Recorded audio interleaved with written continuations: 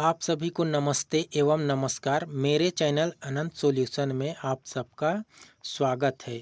मेरा आज का वीडियो गुड़ा के संबंध में है। आप लोग बचपन में सोच रहे होंगे या फिर अभी सोच रहे होंगे कि धन और ऋण का गुणा करने पर कैसे ऋण आ जाता है, या फिर ऋण और धन का गुणा करने पर कैसे में ऋण आ जाता है, या फिर ऋण और ऋण का गुणा करने पर कैसे में धन आ जाता है। तो इसी पर आधारित है आज का वीडियो। तो इस वीडियो को हम शुरू करते हैं। गुणा के संबंध में आधुनिक सिद्धांत या ऑक्सफोर्ड यूनिवर्सिटी का सिद्धांत। गुणा, इसको हम एक परिभाषा के रूप में बोलें तो किसी संख्या को उसकी बारंबारता के अनुसार उतने ही बार जोड़ना होता है। अर्थात किसी संख्या को बार बार जोड़ना ही गुणा कहलाता है। ये है आधुनिक सिद्धांत या फिर ऑक्सफोर्ड यूनिवर्सिटी का सिद्धांत। इसके अंतर्गत पहला नियम है धन गुणा धन, अर्थात इसका मतलब है धन को धन बार जोड़ना। ऐसा करने पर धन प्राप्त होता है। ये है पहला नियम। इसका दूसरा नियम है धन गुणा ऋण। इसका मतलब है धन को ऋण बार जोड़ना, जो संभव नहीं है। इसलिए इस स्थिति में ऋण को धन बार जोड़ना। ऐसा करने पर ऋण प्राप्त होता है। फिर अगला है ऋण गुणा धन। इसका मतलब है ऋण को धन बार जोड़ना। ऐसा करने पर ऋण प्राप्त होता है। फिर इसमें अगला है चौथा ऋण गुणा ऋण। इसका मतलब है ऋण को ऋण बार जोड़ना, जो संभव नहीं है। इसको जोड़कर अभी तक धन नहीं प्राप्त किया गया है, जो इस सिद्धांत का विरोधाभास है। तो ऋण और ऋण का गुणा धन होता है, ये तो सब जानते हैं, लेकिन इसको जोड़ करके अभी तक सिद्ध नहीं किया गया है कि इसका मान धन होता है। यह है आधुनिक सिद्धांत या फिर ऑक्सफोर्ड यूनिवर्सिटी का सिद्धांत।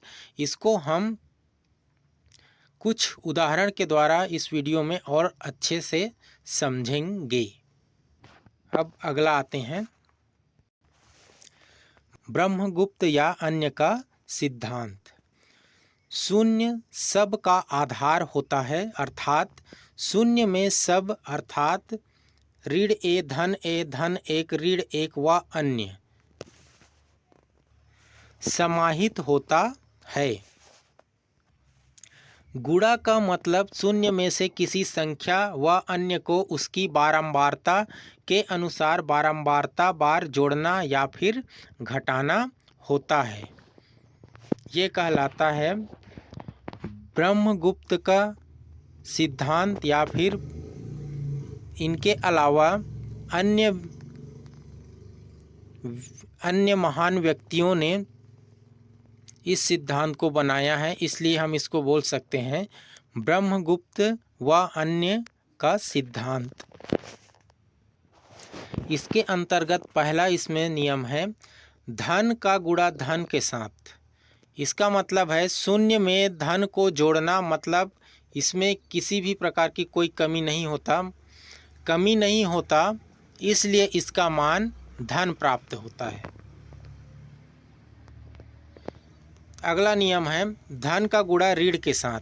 शून्य में धन को घटाना, मतलब शून्य में से धन को निकालना। ऐसा करने पर ऋण बचता है, इसलिए इसका मान ऋण प्राप्त होता है। फिर अगला है इसमें ऋण गुणा धन। शून्य में ऋण को जोड़ना, मतलब कमी नहीं होता, इसलिए इसका मान ऋण प्राप्त होता है। अगला है ऋण का गुणा ऋण के साथ। शून्य में ऋण को घटाना, मतलब शून्य में से ऋण को निकालना, मतलब कमी होना। शून्य में से ऋण को निकालने पर धन बचता है, इसलिए इसका मान धन प्राप्त होता है। इसको इस प्रकार और समझ सकते हैं, ये निकालने के अर्थ में ही विपरीत परिवर्तन होता है। तो इसमें यदि शून्य में से ऋण को निकाल दिया जाए तो धन बचेगा, क्योंकि शून्य के पास दोनों है, धन भी है ऋण भी है। यदि इसमें से धन को निकाल दिया जाए तो ऋण बचेगा। यही है इसमें इसका सिद्धांत। और इसको अन्य और आधुनिक सिद्धांत से भी हम इसको समझ सकते हैं इस वीडियो में, और अन्य उदाहरण में भी इसको देखेंगे कि किस प्रकार से ये होता है। आगे आधुनिक सिद्धांत या ऑक्सफोर्ड यूनिवर्सिटी का सिद्धांत, इसके अंतर्गत धन का गुणा धन के साथ करने पर धन प्राप्त होता है, धन का गुणा ऋण के साथ करने पर ऋण प्राप्त होता है, ऋण का गुणा धन के साथ करने पर ऋण प्राप्त होता है, ऋण का गुणा ऋण के साथ करने पर धन प्राप्त होता है। यह है आधुनिक सिद्धांत या फिर ऑक्सफोर्ड यूनिवर्सिटी का सिद्धांत। फिर अगला है इसमें ब्रह्मगुप्त या अन्य का सिद्धांत। शून्य में सब समाहित होता है, शून्य में से जो निकलता है उसका विपरीत बचता है। ये है ब्रह्मगुप्त का सिद्धांत। शून्य में सब समाहित होता है, ये मैं पहले ही बता चुका हूँ इनके सिद्धांत में। अब इसमें हम इसका उदाहरण देखेंगे। पहला प्रश्न हम लेते हैं, आधुनिक सिद्धांत के द्वारा कैसे हल करते हैं। पहला प्रश्न है, धन 2 गुणा धन 3, इसका मान कितना होगा। तो इसका मतलब क्या होता है, सबसे पहले तो हम जान लेते हैं। तो इसका मतलब है धन 2 को 3 बार जोड़ना। तो धन 2 को हम 3 बार जोड़ेंगे तो ये होगा धन 2 धन 2 धन 2 बराबर धन 6। इसमें तो किसी भी प्रकार का कोई दिक्कत नहीं है किसी को, क्योंकि ये धनात्मक मान है। और इसी को हम ब्रह्मगुप्त के सिद्धांत से हल करें तो धन 2 गुणा धन 3 इसका मान होगा, इसका मतलब है शून्य के साथ धन 2 को 3 बार जोड़ना या 3 बार लिखकर जोड़ना, ये होता है इसका मतलब। धन 2 गुणा धन 3 बराबर हम इसको लिख सकते हैं शून्य धन 2 को 3 बार लिख दिया गया है, धन 2 धन 2 धन 2, और ये सबको जोड़ दिया गया है। धन 3 है यहाँ पे, इसलिए 3 बार लिखा गया है और जोड़ दिया गया है।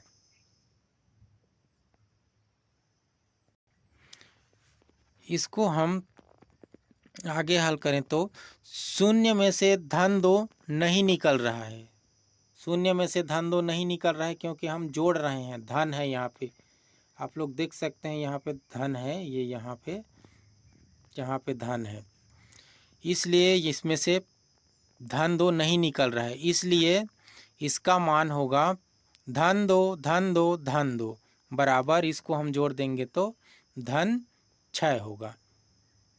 इसमें भी कोई समस्या नहीं है। अब हम बढ़ते हैं आगे। दूसरा प्रश्न है, धन 2 गुणा ऋण 3 इसका मान कितना होगा। तो इसका उत्तर, इसका मतलब धन 2 को ऋण 3 बार जोड़ना, ये है आधुनिक सिद्धांत के संदर्भ में। लेकिन 3 बार जोड़ना संभव नहीं है, जो इस सिद्धांत का विरोधाभास है। आप लोग यहीं पे समझ सकते हैं कितना विरोधाभास है इसमें। इसमें जोड़ को आधार मानते हुए इसका मतलब है, अब इसका हम उल्टा कर देते हैं, ऋण 3 को हम 2 बार जोड़ देते हैं, ऋण 3 को हम 2 बार जोड़ देते हैं, तब इसका हल होगा ऋण 3 इसको हम 2 बार जोड़ देते हैं मतलब हम धन करेंगे इसमें। तो ये इस प्रकार से हम इसको लिखेंगे। फिर इसको हम आगे हल करेंगे तो ये होगा, इस सिद्धांत के अनुसार से हल करें तो ऋण 3 बराबर ये होगा ऋण 6। ये इस प्रकार से हम आधुनिक सिद्धांत से इसको हल करते हैं। और इसी को हम ब्रह्मगुप्त के सिद्धांत से हल करें तो इसका मतलब है शून्य के साथ धन 2 को 3 बार घटाना या 3 बार लिखकर घटाना।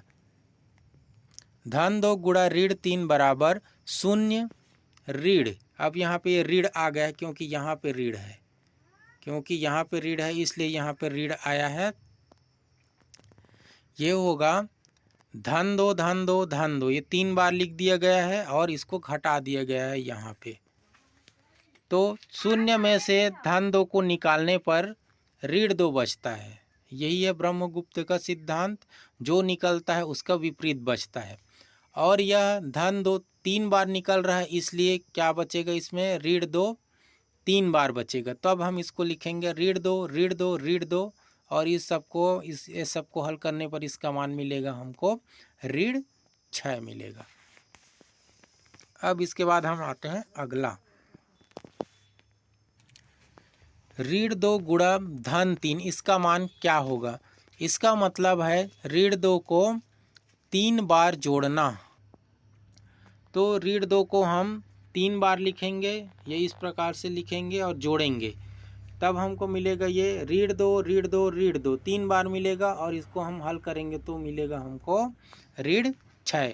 अब इसी को हम ब्रह्मगुप्त के सिद्धांत से हल करें तो ऋण 2 गुणा धन 3, इसका मान कितना होगा। तो इसका मतलब है शून्य के साथ ऋण 2 को 3 बार जोड़ना। ये यहाँ पे लिखा गया है धन, इसलिए जोड़ेंगे। ऋण 2 को हम 3 बार लिखेंगे सबसे पहले तो ऋण 2 ऋण 2 ऋण 2, 3 बार लिख देते हैं हम, और शून्य के साथ में क्या करते हैं, इसको जोड़ देते हैं। यहाँ पे धन है इसलिए जोड़ेंगे, ये धन कर दिए हैं यहाँ पे। तब तो यहाँ पे हो रहा है शून्य में से ऋण 2 नहीं निकल रहा है ना, निकल नहीं रहा है, नहीं निकल रहा है, नहीं निकल रहा है, इसलिए इसके मान में कोई परिवर्तन नहीं होगा। तो यहाँ पे ये होगा ऋण 2 ऋण 2 ऋण 2, इसको हल करेंगे तो इसका मान होगा ऋण 6। अब हम आते हैं अगला प्रश्न। अगला प्रश्न है ऋण 2 को ऋण 3 के साथ गुणा करने पर क्या प्राप्त होगा, इसको बताना है। तो इसका मतलब है ऋण 2 को ऋण 3 बार जोड़ना, जो असंभव है, ये संभव नहीं है। ऋण 2 गुणा ऋण 3, इसका मान धन 6 होता है, लेकिन इस प्रकार से इसको जोड़ करके सिद्ध नहीं किया गया है। इसको जोड़कर धन प्राप्त करने में आधुनिक सिद्धांत या ऑक्सफोर्ड यूनिवर्सिटी का सिद्धांत असफल रहा है, जो इस सिद्धांत का विरोधाभास है। आने के लिए तो सब जानते हैं धन 6 आएगा करके, लेकिन इस प्रकार से जोड़ करके इसको प्राप्त अभी तक नहीं किया गया है। अब ब्रह्मगुप्त के सिद्धांत से इसको हम हल करते हैं। गुणा ऋण 3, इसका मान कितना होगा। तो सबसे पहले तो इसका मतलब क्या होता है, तो इसका मतलब है शून्य के साथ ऋण 2 को 3 बार घटाना। यहाँ पे ऋण है इसलिए हम घटाएंगे, ऋण है यहाँ पे इसलिए घटाएंगे 3 बार, 3 लिखा है 3 बार, ऋण है तो घटाएंगे। तो ऋण 2 को 3 बार लिखकर घटाना, ऋण 2 को 3 बार लिखकर घटाना। ऋण 2 गुणा ऋण 3 बराबर हम लिख सकते हैं इसको, ये देखते हैं ऋण 2 को हम 3 बार लिख देते हैं और इसको हम घटा देते हैं, ये घटाने का चिन्ह।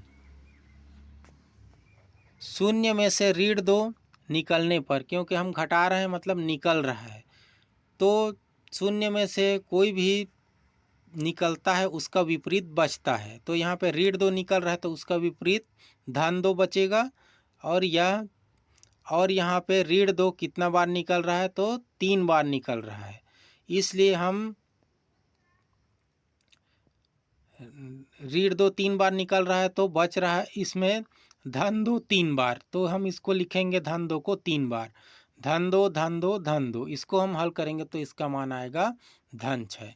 तो ब्रह्मगुप्त के सिद्धांत से तो बहुत आसानी से इसको हम सिद्ध कर सकते हैं कि धन 6 इसका मान प्राप्त होगा।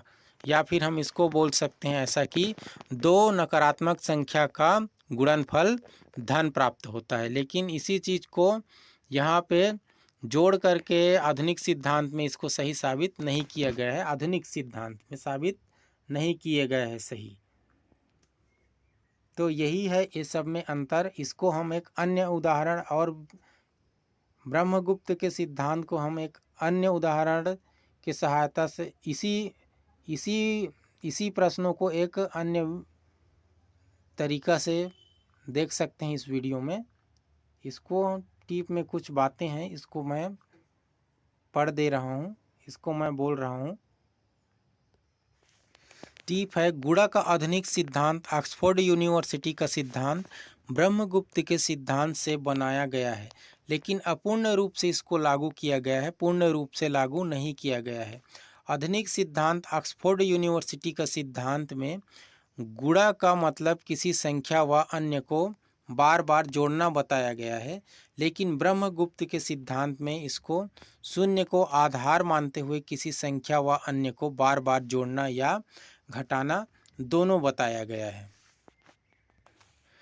वही प्रश्नों को हम ब्रह्मगुप्त के सिद्धांत से हल करते हैं। ये वही प्रश्न है सब, इसको मैं बता चुका हूँ, इसको भी बता चुका हूँ, मात्र यहाँ पे कुछ अन्य विधि से इसको बना दिया गया है, उसको देखते हैं। तो धन दो को ब्रह्मगुप्त के सिद्धांत पे मैं आ रहा हूँ। धन दो गुणा धन तीन, इसका गुणा करने पर क्या प्राप्त होता है? तो इसका मतलब यही है कि धन दो को धन तीन बार जोड़ना। तो यहाँ पे ये इतना तो मैं पहले ही बता चुका हूँ यहाँ तक। अब इसके बाद हम यहाँ पे ब्रैकेट के अंदर जो कोष्टक के अंदर में है धन दो धन दो धन दो, इसको हम जोड़ करके धन 6 लिख सकते हैं। अब यहाँ पे नहीं निकल रहा है, धन 6 नहीं निकल रहा है यहाँ पे, इसलिए इसका मान धन 6 होगा। अब हम आते हैं अगला में। अगला इसी प्रकार से यहाँ पे हम आते हैं धन दो गुणा ऋण 3 में। इन दोनों को हम हल करेंगे तो यहाँ तक मैं बता चुका था। यहाँ इसके बाद हम यदि धन दो को जोड़ दे तो ये इसका मान होगा धन 6। अब यहाँ पे निकल रहा है धन 6 निकल रहा है, यहाँ पे ऋण का चिन्ह है, तो धन 6 निकलेगा शून्य में से तो ऋण 6 बचेगा। यही है सिद्धांत ब्रह्मगुप्त का। इस कारण से यहाँ पे ऋण 6 आता है उत्तर। धन 6 निकालने पर ऋण 6 बचता है। फिर अगला ऋण 2 गुणा धन 3, इसको मैं यहाँ तक बता चुका था पहले। इसमें भी ऋण दो को हम हल कर दें तो ये आएगा ऋण 6। अब इसमें हमको जोड़ना है, यहाँ पे जोड़ना का चिन्ह है, तो इसमें नहीं निकल रहा है, ऋण 6 नहीं निकल रहा है, इसलिए इसका मान ये आएगा ऋण 6। अगला ऋण 2 गुणा ऋण 3, इसका मतलब है शून्य के साथ ऋण 2 को 3 बार घटाना, या ये मैं सब बता चुका था पहले यहाँ तक। इसके बाद ऋण दो इन तीनों को हल कर दें तो ये आएगा ऋण 6। यहाँ पे निकल रहा है ऋण 6 क्योंकि यहाँ पे चिन्ह है ऋण का, तो ऋण 6 निकल रहा है शून्य में से, तो ये बचेगा धन 6। यही है ब्रह्मगुप्त का सिद्धांत, ऋण 6 निकलेगा शून्य में से तो धन 6 बचेगा। यही ये टिप को भी मैं बता दिया हूँ। कई लोगों के मन में अभी भी ये सवाल उठ रहा होगा कि शून्य में से कैसे घटा देते हैं किसी भी चीज़, किसी को भी घटा देते हैं शून्य में से और उसको विपरीत आ जाता है। तो इसको हम एक आधुनिक सिद्धांत से भी समझ सकते हैं। तो ब्रह्मगुप्त का सिद्धांत शून्य में से घटाना को आधुनिक सिद्धांत या ऑक्सफोर्ड यूनिवर्सिटी के सिद्धांत से एवं अन्य प्रकार से इसको हम समझते हैं। तो प्रश्न है इसमें, शून्य में से धन 6 को घटाने पर क्या बचेगा? तो इस प्रश्न के अनुसार से हम इसको लिख सकते हैं इस प्रकार से, शून्य ऋण, फिर ये कोष्टक में धन 6, फिर बराबर ये क्वेश्चन मार्क लगा देते हैं जो बचेगा उसके लिए। तो शून्य को हम लिख सकते हैं धन 20 ऋण 20। कारण है शून्य बराबर 20 ऋण 20 या धन 20 ऋण 20 या 15 ऋण 15 या अन्य लिखा जा सकता है, इसको सब जानते हैं इतना। ये ब्रह्मगुप्त के सिद्धांत का, यहाँ पे ब्रह्मगुप्त का सिद्धांत लागू हो रहा है मुख्य रूप से, मैं यही बोलना चाहता हूँ, क्योंकि शून्य में सब समाहित होता है, धन ऋण और ऋण 20 या धन 15 या फिर ऋण 15 या अन्य, इस प्रकार से लिखा जा सकता है। तो वैसे ही इसको लिख दिया गया है धन 20 ऋण 20, फिर ये जैसा है वैसा ऋण कोष्टक में धन 6 कोष्टक बंद बराबर ये प्रश्नवाचक चिन्ह। इसको यहाँ से आगे हल करेंगे। धन 20 ऋण 20 ऋण 6 बराबर क्वेश्चन मार्क। आगे हल करेंगे धन 20 ऋण 26 बराबर क्वेश्चन मार्क। इसको हम हल करेंगे ऋण 6 बराबर क्वेश्चन मार्क, अर्थात यहाँ पर ऋण 6 ही आया। यदि हम इसको 20 ऋण 20 ना लें शून्य को, तो भी हम इसको साधारण तरीक़े से हल करेंगे तो ऋण और धन का गुणा ऋण होता है और हम इसको सीधा लिख देते हैं ऋण 6। ऐसा भी कर सकते हैं, लेकिन यहाँ पे धन 20 और ऋण 20 को लिखने का यही मतलब है कि शून्य में ये सभी चीज़ें समाहित होता है और उसमें से जो निकलता है शून्य में से उसका विपरीत बचता है। यही को दिखाने के लिए, इसी को दिखाने के लिए इस उदाहरण को लिया गया है। इसी उदाहरण को मैं लिया हूँ।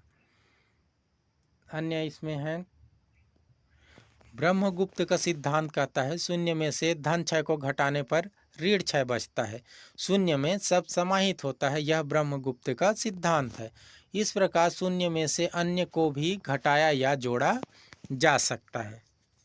गुणक से संबंधित जितने भी तथ्य हैं मैं सबको बता चुका हूँ, तो गुणा का अर्थ आप लोगों को समझ में आ गया होगा और आधुनिक सिद्धांत में क्या क्या खामियां नज़र आ रहा है वो भी आप लोगों को समझ में आ गया होगा। तो फिलहाल इस वीडियो में इतना ही। वीडियो भले ही लंबा हो गया है, लेकिन ये अच्छी जानकारी है मेरे अनुसार से। इसमें जो लोग सोचते होंगे कि दो निगेटिव संख्या का गुणा करने पर धन कैसे प्राप्त होता है या धन और ऋण का गुणा करने पर ऋण कैसे प्राप्त होता है, इस प्रकार का प्रश्न जिसके मन में आ रहा होगा उसके समाधान के लिए यह वीडियो बहुत अच्छा साबित होगा, जहाँ तक मैं मानता हूँ। तो फिलहाल इस वीडियो में इतना ही। इस वीडियो को देखने के लिए आप लोगों का बहुत बहुत धन्यवाद।